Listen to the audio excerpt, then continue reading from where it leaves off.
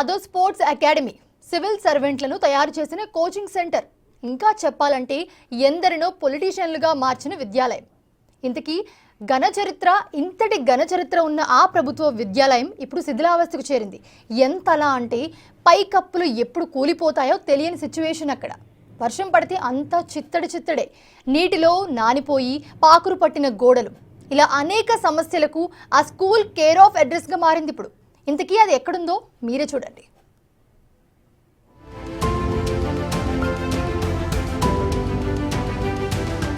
గతమెంతో ఘనం, నేడేది ఆ ప్రాభవం. 100 ఏళ్ల విద్యాలయమది, భవిష్యత్తు మాత్రం ప్రశ్నార్థకం. మహబూబాబాద్ అంటే చైతన్యానికి ప్రతీకే కాదు, ఓ ఉద్యమాల కట్ట. అక్కడి రాళ్లకు కూడా పోరాటం చేసే సత్తువ ఉంటుంది. అలాంటి గడ్డపై ఉన్న ప్రభుత్వ పాఠశాలకు జబ్బు చేసింది. ఒకరిద్దరు కాదు, వేల మంది జాతీయ అంతర్జాతీయ క్రీడాకారులను తయారు చేసింది ఆ విద్యాలయం. అక్కడ చదివిన వారిలో స్థానిక ప్రజాప్రతినిధుల నుండి ఎమ్మెల్యేలు, ఎంపీలు, మంత్రులుగా ఉన్నవారు, సివిల్ సర్వీసెస్ లో పనిచేస్తున్న వారు ఉన్నారు. 97 ఏళ్ల చరిత్ర ఉన్న మానుకోట విద్యాలయ ఘన చరిత్ర రాస్తే రామాయణం, చెప్తే మహాభారతం.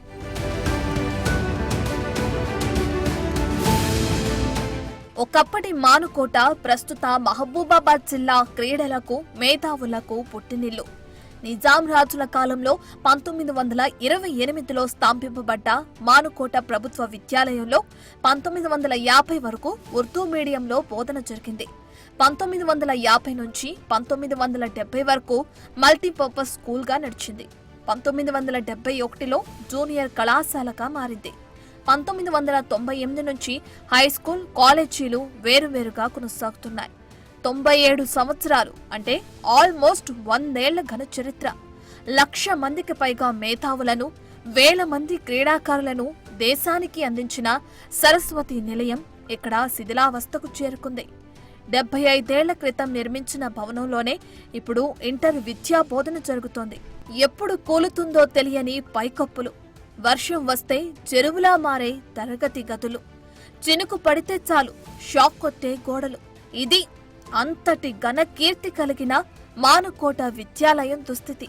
మహబూబాబాద్ జిల్లా కేంద్రంలోని ప్రభుత్వ కళాశాల వద్ద ప్రస్తుతం మనం ఉన్నాం. ఒకసారి కళాశాల ఎంత దీనస్థితికి చేరింది, దాదాపు 75 ఏళ్ళుగా కూడా ఎంతో మంది, వేల మందిని విద్యావేత్తలుగా తీర్చిదిద్ది ఉద్యోగ అవకాశాలు కల్పించినటువంటి ఈ కళాశాల పరిస్థితి ప్రస్తుతం శిథిలావస్థకు చేరుకొని ఎప్పుడు కూలుతున్నటువంటి పరిస్థితి అయితే ఉంది. ఒకసారి మనం కళాశాల పరిస్థితి ఎట్లా ఉంది, అసలు క్లాసుల పరిస్థితి ఎట్లా ఉందో చూద్దాం. గతం దాదాపు 75 నుంచి 80 సంవత్సరాల క్రితం నిర్మించినటువంటి నిజాం కాలంలో నిర్మించినటువంటి భవనం ప్రస్తుతము చిన్న వర్షాలకు కూడా పూర్తిగా వరద చేరిపోయి ఆ వరద లోపలే కళాశాల ఎప్పుడు కూలుతుందా అనేటువంటి పరిస్థితి కనిపిస్తుంది. ఇది మనం చూసినట్టు ప్రస్తుతం క్లాస్ రూమ్ పరిస్థితి. వరద అంతా కూడా ఆ క్లాసు లోపలికి చేరిపోయి పూర్తిగా ఇప్పుడు ధ్వంసమై కూలిపోయేటువంటి దిశకు చేరుతుంది. ప్రస్తుతం మీద ఉన్నటువంటి రూఫ్ కూడా కంప్లీట్గా ఉన్నటువంటి ఆ రూఫ్లో నుంచి కూడా వాటర్ వస్తూ పూర్తిగా ఎప్పుడు కూలిపోతున్నటువంటి పరిస్థితి. ఆ పెచ్చులు కూడా ఊడిపడుతూ ఎప్పుడు విద్యార్థులు వస్తే ఎవరికి ఏ ప్రమాదం జరుగుతున్నటువంటి ఒక దీన స్థితి మనకి ఇక్కడ కనిపిస్తూ ఉంటుంది. సో మనం చూడొచ్చు క్లాస్ రూమ్లు అనేవి ఇదంతా కూడా ఒక స్టోర్ రూమ్లు అనే విధంగా కూడా ఉన్నాయి. ఉన్నటువంటి మెటీరియల్స్ అన్నీ కూడా తడిసి ముద్దై అసలు ఇక్కడ ఉంటే ఎప్పుడు ఏ ప్రమాదం ముంచుకొస్తుందో అటువంటి ఒక భయాందోళన పరిస్థితి లోపల ప్రభుత్వ కళాశాల దాపురించిందని చెప్పుకోవచ్చు. ఒకసారి మనం ఇక్కడ ఉన్నటువంటి చిన్నపాటి వరదకే ఇక్కడ జరిగిన ఒక విధ్వంసం చూద్దాం. పూర్తిగా మెటీరియల్స్, రికార్డ్స్, డాక్యుమెంట్స్, ల్యాబ్కు సంబంధించిన మెటీరియల్ కంప్లీట్గా డ్యామేజ్ అయినాయి. ఇక్కడ ఉన్నటువంటి గతంలో ప్రాచీన కాలం నుంచి కూడా దాదాపు 75-80 సంవత్సరాల నుంచి ఉంటున్నటువంటి ఫర్నిచర్ కూడా మనం ఇక్కడ చూడవచ్చు పూర్తిగా నాని ముద్దయిపోయాయి. అసలు ఇదంతా ఎప్పుడు కూలిపోతుందా, అసలు ఇక్కడ ఎట్లా విద్యను అభ్యసించాలని కూడా ప్రశ్నార్థకంగా మారిన పరిస్థితి. ఒకసారి ఇక్కడ పరిస్థితి చూస్తే ఒక భయానకంగా ప్రాచీన గుహలో ఉన్నటువంటి పరిస్థితులు మనకి ఇక్కడ కనిపిస్తున్నాయి. ఇట్లాంటి దుర్భర పరిస్థితుల లోపల ఇక్కడ విద్యార్థులకు పాఠాలు చెప్పాల్సినటువంటి పరిస్థితి కనిపిస్తూ ఉంది. ప్రభుత్వ పాఠశాల పేరు అన్నప్పటికీ కూడా ఎంతోమంది విద్యావేత్తలను సివిల్ సర్వెంట్లుగా, కొంతమంది ఇంటర్నేషనల్ స్థాయికి క్రీడాకారులుగా తీర్చిదిద్ది ఈ రోజున ఈ స్థాయికి పడిపోయి ఎప్పుడు ఏ ప్రమాదం ముంచుకొస్తున్నట్టు ఒక భయాందోళనతో ప్రస్తుతము ఈ యొక్క కళాశాల ప్రాంగణం కూడా కనిపిస్తూ ఉంది. మరోవైపు ఆ వైరింగ్ వ్యవస్థ కూడా ఒకసారి చూస్తే ఇదంతా కూడా పురాతన కాలం నాటి నిర్మాణము. అప్పటి నుంచి ఇప్పటి వరకు ఎటువంటి రెనోవేషన్ జరగలేదు. దాంతో ఉన్నటువంటి వైరింగ్ కూడా పవర్కు సంబంధించినటువంటి వైరింగ్ రెనోవేషన్స్ లేకపోవడంతో పూర్తిగా ఇక్కడ ఎర్తింగ్ అవుతూ విద్యార్థులకు ఇక్కడ ఉన్నటువంటి టీచర్స్ కూడా కంప్లీట్గా ఎర్త్ వచ్చి విద్యుత్ షాక్ కూడా గురవుతున్న పరిస్థితి కనిపిస్తుంది. ఎప్పుడు తమకు విద్యుత్గా గురవుతాము, ప్రాణాలు ఉంటాయి లేనట్టు అరచేతిలో పెట్టుకొని ఇక్కడ విద్య చెప్పాల్సిన పరిస్థితి ఉపాధ్యాయులది, విద్యా బోధన తీసుకోవాల్సినటువంటి పరిస్థితి విద్యార్థులది. ప్రస్తుతం మనతో ఇన్ఛార్జ్ ప్రిన్సిపల్ గణేష్ గారు సమర్థం ఏంది ఇంత పరిస్థితి ఇంత అధ్వాన్నంగా ఉంది, ఇక్కడ పిల్లలకు అసలు ఎట్లా బోధన చేస్తున్నారు, ఏదైనా జరిగితే అసలు ఎట్లా ఏం చర్యలు తీసుకుంటారు? చాలా ఇబ్బందిగా ఉంది సార్. ఫస్ట్ బిగ్ టీవీకి ధన్యవాదాలు. నా పేరు గణేష్, ది ఇన్ఛార్జ్ ప్రిన్సిపల్. నేను ఇక్కడ ప్రజెంట్ 116 మంది ఫస్ట్ ఇయర్ అడ్మిషన్ తీసుకున్నారు, 90 మంది సెకండ్ ఇయర్ చదువుతున్నారు. దాదాపు 7 కోర్సులు మనకు రన్ అవుతున్నాయి. MPC, BiPC, CEC, HEC, MLT, ME, AE ఈ గ్రూపులన్నీ రన్ అవుతున్నాయి మన కాడ.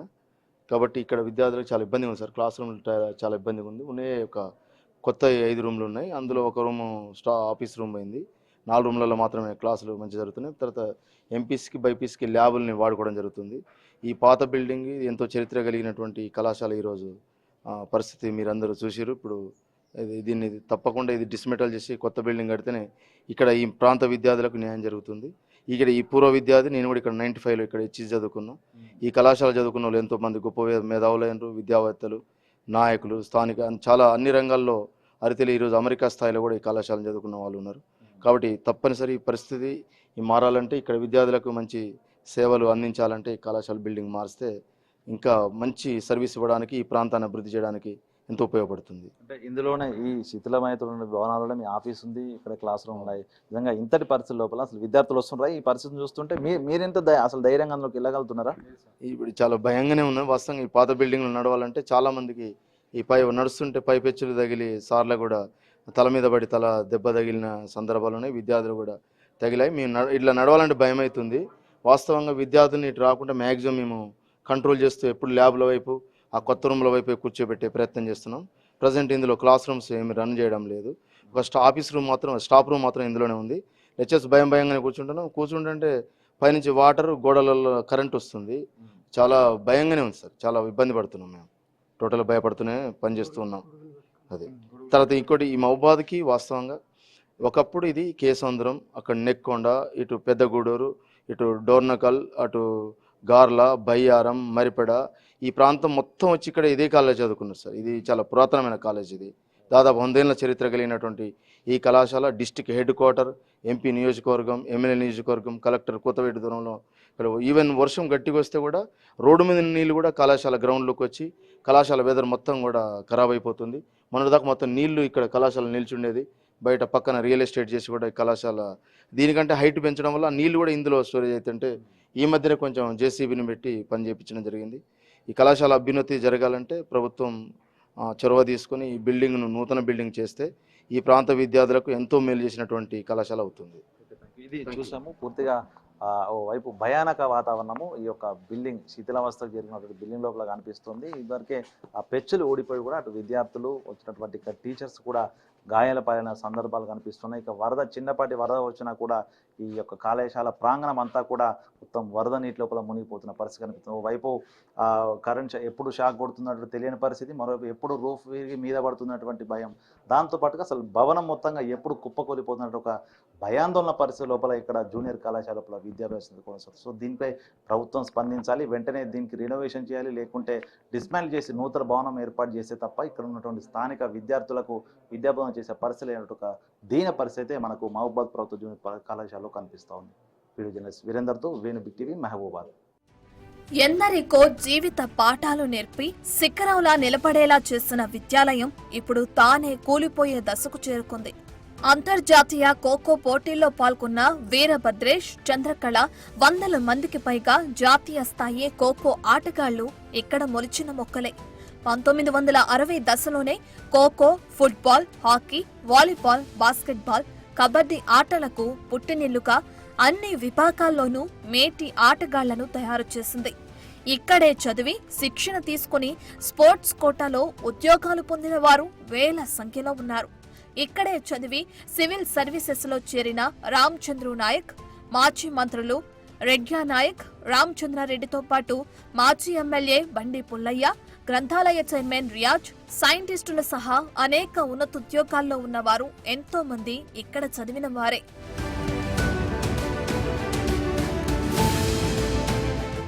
విద్యలోనూ క్రీడల్లోనూ ఎంతో వెలుగు వెలిగిన మానుకోట విద్యాలయం పూర్వ వైభవాన్ని సొంతం చేసుకోవాలి.